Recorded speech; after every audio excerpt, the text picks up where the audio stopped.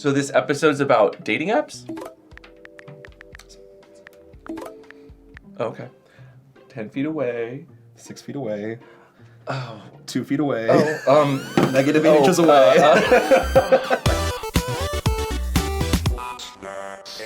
Hello, and welcome back to What's the Safe Word? I'm Am. And I'm Sampson. And today we are talking about love. Looking for love and sloppy bottom. In the constantly changing landscape of the gay world, there's some things that change and some things that don't. Namely, the things that change are things like the apps that we use, the brand of VHS cleaner that we huff, and the curb that we go to. But then there's also some things that never change, which is like mainly unhinged behavior and unsolicited cold pics. as well as tops that flake on you constantly.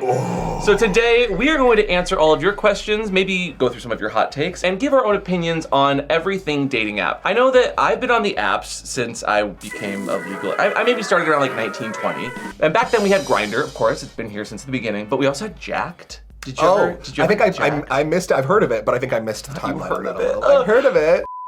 And I feel like, honestly, Recon and Scruff have probably been my favorite too. Those have always been the constants for me. But as you've said, things change over time from the UI of some of the apps. I know a lot of people have disliked some of the updates on Recon. Ooh. To just the interactions and how we use them has drastically changed over the dating app years that I've been using them. So I'm really excited to see the questions that you guys have asked. And I can't wait to hear about all of your hot takes. So roll that STI panel and that title card.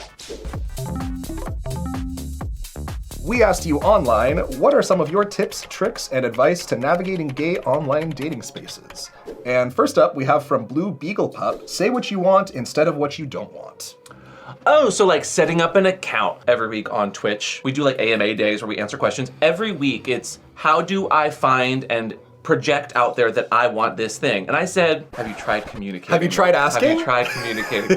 What you put in the first line is gonna be what people read. You think people are gonna read your entire profile? No. Because reading is what? It's like when you go out and you dress yourself, which take off one or two things maybe, make it more succinct, and people will probably respond a bit better to what you're looking for. I love the Coco Chanel take of take one thing off before you leave the house. That actually is very applicable to writing a dating profile. Sorry. Yeah, it has to happen at least once. Have an elevator pitch, especially if you're at a con or if you're on a dating app. He's like, have your 20 seconds like ready to say, this is what I like. I like boots, I like cigars, I like this. Boom, boom, boom. Give people a couple options because that's probably as far as they're gonna get, and that might be as much time as you have with that person at the con. I think that's great advice. Ready, set, go. Hi, I'm Sampson. I like people, places, and things. Let's get horny. Come to my sexy party? Yes? Why are you leaving my sexy party? No, for me, it's like, hey, I'm Amp, I'm kinky, I'm poly, and I'm a huge nerd. If you like anime and video games, we're gonna get along fine. Like something easy to read, and it's giving the people that are reading it a few ins, because especially if you're messaging someone, you should always start with something from their profile. It's a really good way to start off the conversation. Yeah, for sure. For me, it's like, hi, I'm Sampson, and do you want a Delta Goon? No. Your dad's my best friend. My other favorite thing with like kinky people or people that say they're kinky is they'll always be like, so you got a dungeon, you got all these toys, you got this gear. What gear do you have? Bring over an entire bag with all your gear and your toys. And I'm like, okay, girl, slow down. First of all, I ain't traveling. I'm the bottom here. I'm gonna clean out. But second of all, today's video is sponsored by LELO. So of course I'm gonna bring my entire collection. And we wanna thank LELO again for sponsoring today's episode. And we are especially excited to talk about the new Surfer 2. Very sturdy. Now, LELO is a luxury brand known for helping to destigmatize sex and explore your body. But we're here to remind you that pleasure doesn't have to be a luxury. It's something that you can easily work into your sex life. So deepen that connection not only with the people in your lives, but maybe also with your phone? I'll be honest that at first I thought that this toy was going to be a little small, but this is a medium-sized plug and it packs a large-sized punch with an extra soft silicone, long-lasting charge, and 100% waterproof. That's not even the beginning, because the sleekness and tech is where this toy really shines. 4 built-in vibration modes, 2 exclusive app-controlled modes, and 8 intensity levels. You can literally wiggle the phone around, you can drop your phone around to activate some vibrations, or even better, let's say you're talking to someone online, maybe a dating app, and you've gotten that trust level, you can literally give control of the vibrations to anyone else anywhere in the world that has the app, and of course an internet connection. LELO's got great toys for all genders, and they have some wonderful vibrating sleeves. They've got, of course, their wonderful wands, and If you're looking to fill someone up with some good vibes, the LELO Surfer 2 is gonna be the perfect toy for you. Say something that rhymes. Something that rhymes. Go check out LELO in the description down below. Check out the Surfer 2 or maybe their magic wand and use offer code WATTS20 for 20% off of all products stackable across the entire store. Up next from Smiling Bear Art. I don't know if this counts as app. I was 18 on my first profile on Plenty of Fish. Plenty of Fish. Oh, I know plenty of fish. It was like Facebook but dating. I hated the name of it, but I did use it once or twice. I don't think I actually got any dates from it, but I definitely chatted with people. There may be plenty of fish in the sea, but you're the only one for me. Ooh woo. I have no real experience in the online dating scene. My first message was from a guy asking if I would on a jelly donut and force feed it to him. No hellos, no pleasantries, just straight into the request. Damn, okay. In my mind, if this was like a sniffies request, I'd be like, that tracks. But this was during Plenty of Fish days. Like that's like before Jesus times, you know, of dating apps. Yeah, the Mesopotamia of dating apps. No, it was before Christian Mingle was a thing. Oh God.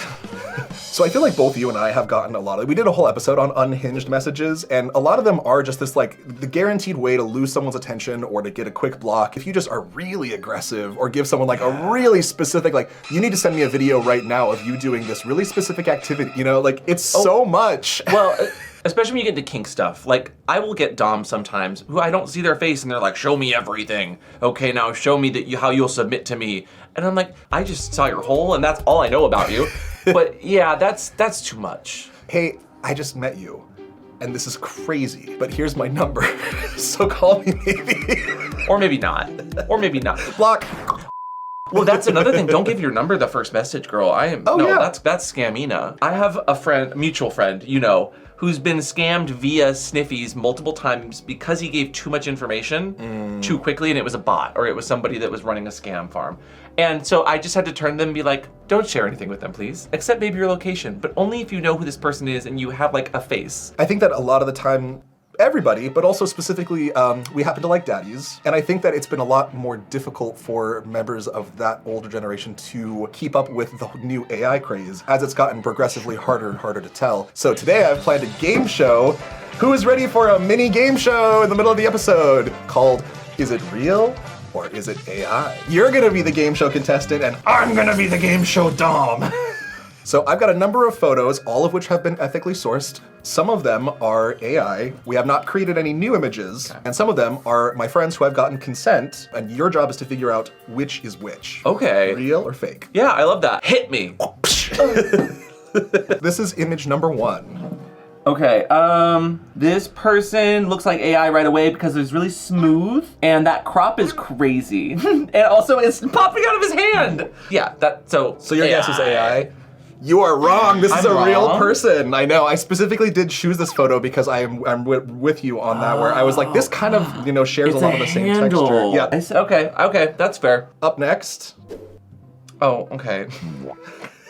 Here, I thought you were gonna try to really get me with that first one. The first one looked like it could have been real or AI, but I went on it. This is AI. Yes, this is AI. This is AI. Again, we tried to start AI. a little chunky. Will you explain to people why you know that it's AI? Oh, his face is so evil looking. This is Ben Shapiro.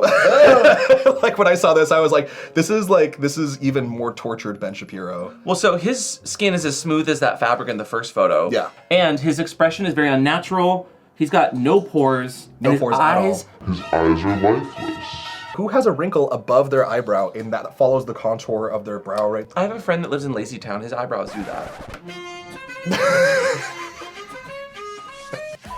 But it is a little wild to me that I know people who have gotten scammed with photos like this, that they show it to me and I'm like, baby girl, this is so AI. And they're like, no, it's not. And it's like this egregious of an example. All right, up next. Okay, see, now that I know how detailed you're getting, the background looks like it's pretty even, like those lights. There's a person in the background that doesn't have 5 heads. I'm gonna say this is real. There's speckles on the mirror as if it wasn't cleaned. Everything looks pretty standardized in the background and he doesn't look scary.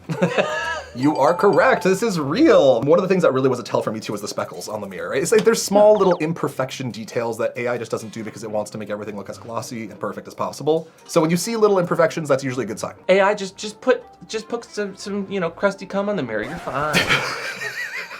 Okay, hit me with the next All one, right. Sampson. I like this game. Here is the next photo. Okay, the first place my eyeball goes is that bicep. Yep. That bicep is so crazy, and veins just sometimes can look weird, but not like, it's almost like it's too perfect of a vein and it doesn't follow the contour of the bicep. Some of the workout machines are bending a little bit in the background maybe, and his cheeks are doing this weird, wrinkly skin doesn't do that. If you're ever trying to figure out if something is AI, body hair does this weird swirling, like, texture to it in an AI photo that just doesn't look real the longer you look at it. His chest hair is doing really weird things. I'm gonna say he's AI. You are correct. This Okay. is AI. Thank God. Yeah. But again, this just goes to show, like, I could see, on a grid where the photos are a lot smaller, this would get me for a second. I like to think that I would still, be able to see close up. But if I was ever really unsure and I wanted to just make sure that I didn't invest time in someone that was AI, I would screenshot that, screen cap it, and there are free, like, is this AI websites that aren't perfect, but they at least give you a percentage of, like, green being fine and red being bad. I have done that, and it saved me a lot of trouble when I've been unsure in the past. Up next, we have Oh, cute. Okay, snatched waist. body crazy, curvy, wavy, big titties, little waist. Hair. His muscles are really smooth and that background's crazy. But the worst part, I know this person, Sampson. This is a real person. I tried to get people that you didn't know. This is the hard part because you know everybody. This is a friend of a friend. I don't know them, but I've seen them at my gym. If I were looking at this though, he's got tattoos that are fun and don't look too crazy. The swimsuit is a flag and it looks like it's done right. I didn't know if you'd corrupted him yet, but it sounds like Me? you have. Never. Next. Ooh. Okay, so muscles.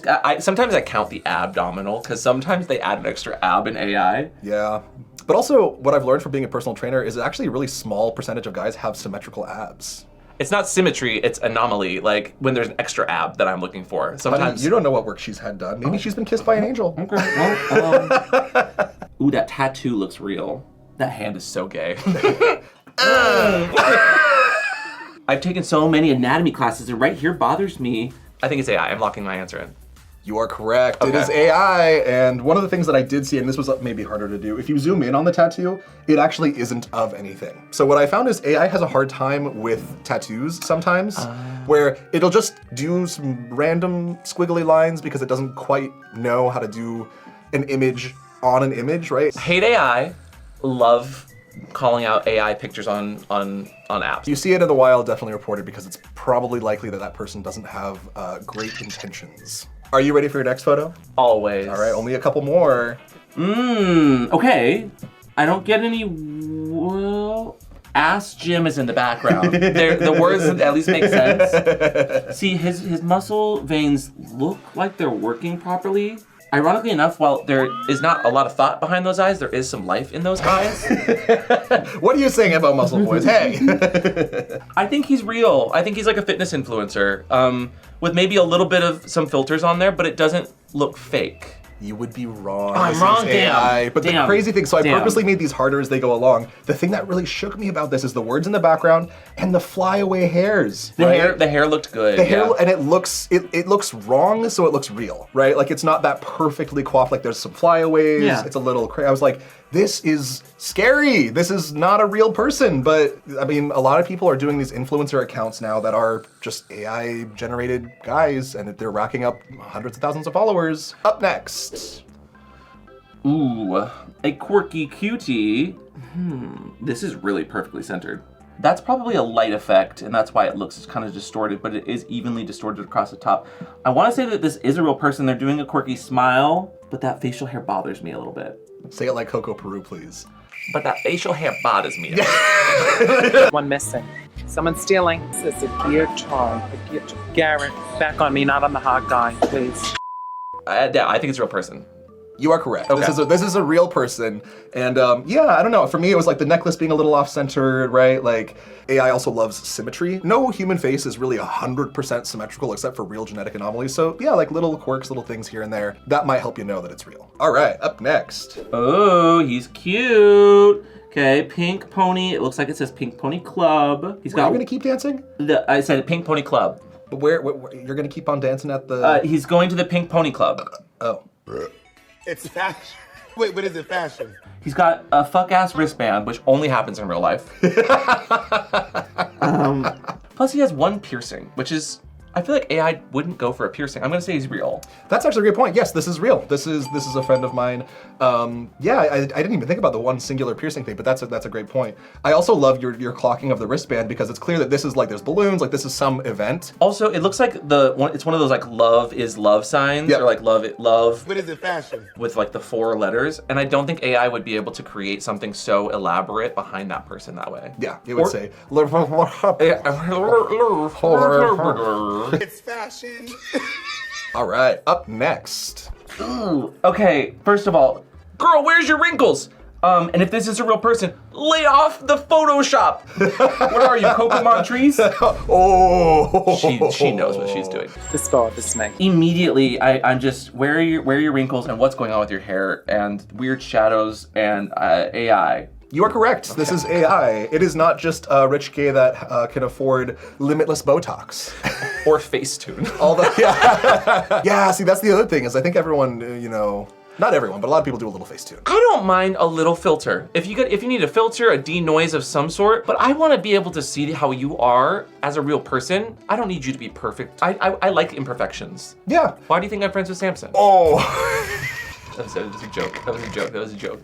In the words of Joan Rivers, lighten the fuck up. These are jokes, you assholes. I think that most people would not be tricked by the flashbang that is his forehead and under eye. Right. You can tell I'm real because constantly we get comments, Amp, did you get punched in the eye?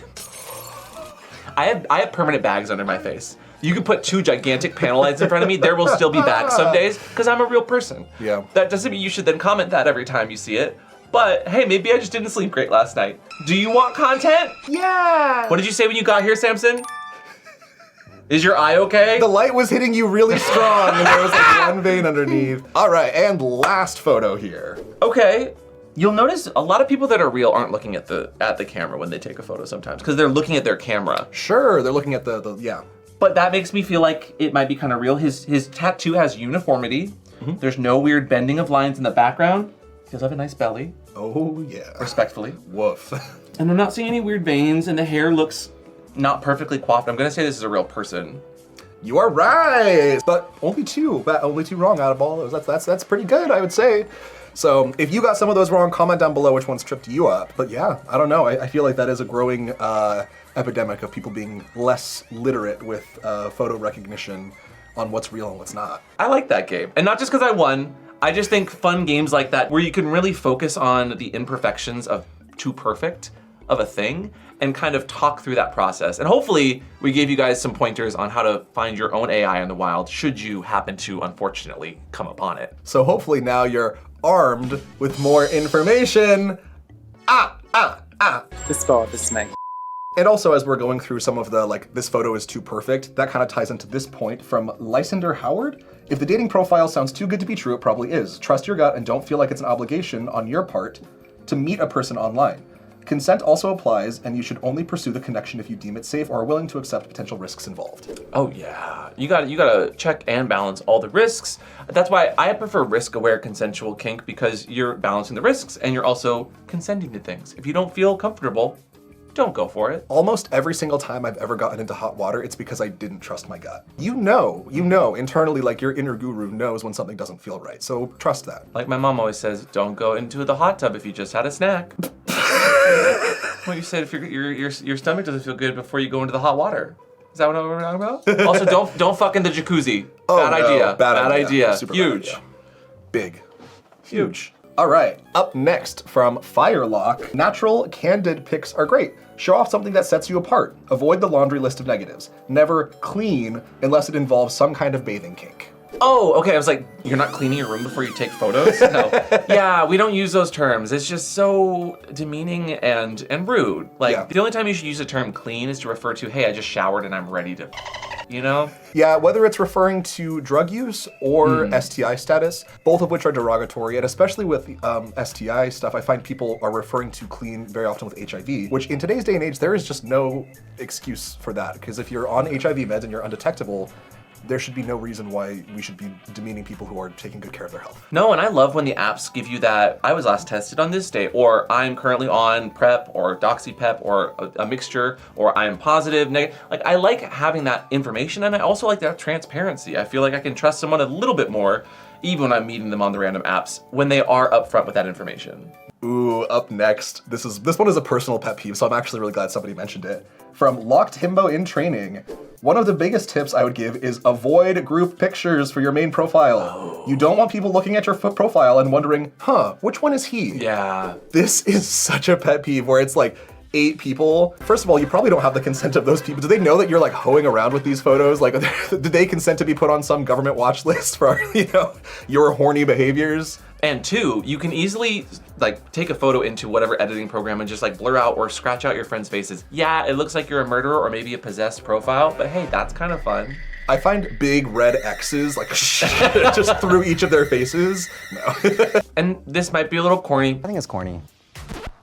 But if you want nice photos for a profile, ask a friend that you're kind of intimate or at least friendly and familiar with. Be like, hey, can you take some slightly sensual or sexy photos? Depending on the app, of course, but like if I'm a kinkster, I want some nice pictures in like a harness or a vest to show that I am a kinkster. I have gear. Here's me looking like cute in my gear. And you're never gonna take a really good selfie.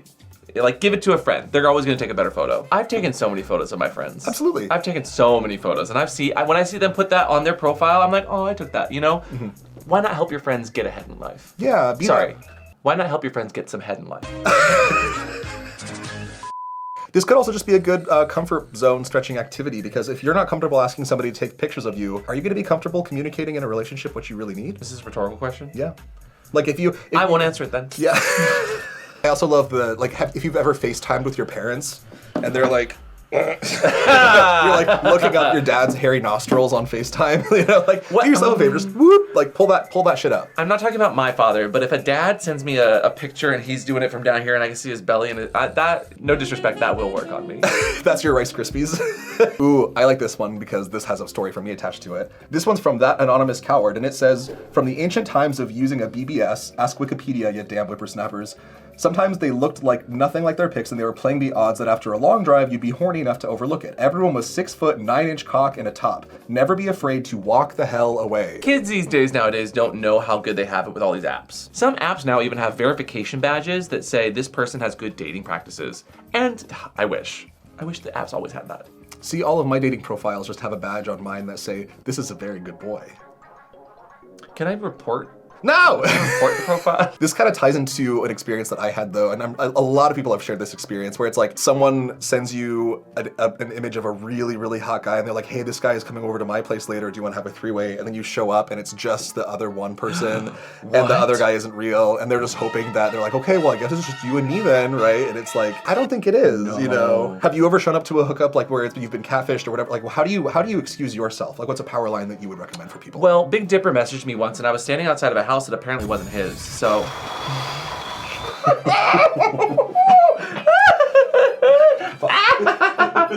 I'm not one to gossip.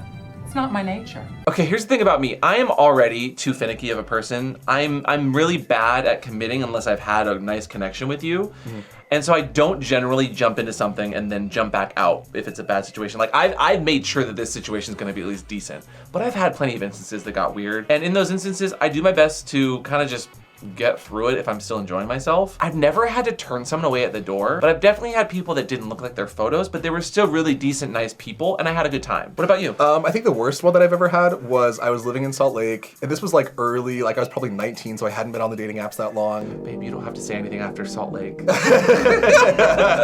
Trauma. But I'm like laying down, I'm strapped down. It's like, like Spencer's gear, so I'm like not worried about it. But then like out of the base of the blindfold, I can see that there's like someone else standing in the room. Oh, ooh. So he's invited somebody else that's not me. So I'm like, am I about to get kidnapped, right? And so like I stop and I'm like, hey, I need to use the bathroom. And earlier that day I had dropped my phone in water, so I had my phone in a bag full of rice. And so he like undoes one thing, I hurry, flip over, undo my other thing, reach down, grab my phone, bottom rips, rice everywhere. I thought you were gonna say, grab my bag, throw rice in his eye, break out of the binding. It was just a very scary, fast heart beating, cold sweat. It was really bad. In hindsight now, I'm like, okay, it's fine. It was fine, nothing bad happened. But again, I didn't trust my gut. I knew it was wrong. Something bad happened. There was another person in the room you didn't know about. That's just, Yeah, it was bad. And the last one today from Greenie says, scammers usually ask to use WhatsApp, iMessage, and other off apps to communicate. Most of the time they will push on day one. This is a way to get your information and number to be used either to draw you in more before asking you for money or even blackmailing you if you send them nudes. Have you ever been blackmailed before? Here's the thing, I'm a creative. I've always had art jobs.